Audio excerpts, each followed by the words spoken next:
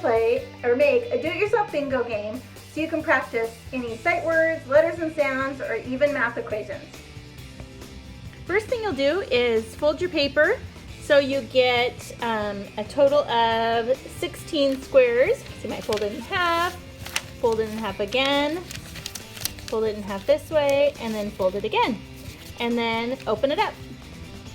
Be sure to have each person that's playing make their own game board. Next, you're going to make a set of flashcards. Today, I made some sight words. These are tricky words that you might use at the end of first grade. But you can use really anything. You can use math equations, letters and sounds, whatever you're learning about.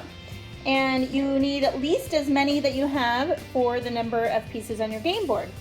So I made 16, but you can add more to make the game a little bit more challenging or competitive. Next, each player takes a few cards at a time and they start writing it on their game board. So I have 4 done, and make sure they write them in different spots. So far this is what my game board looks like. My next word is dollar. I would encourage you to have them read the word as they're writing it.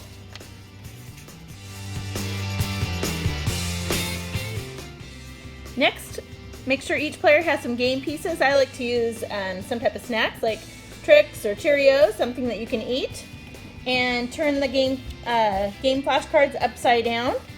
Each player takes turns choosing a card, a pawn, and marks it on their game board. The first person that gets 4 in a row gets a bingo and wins the game.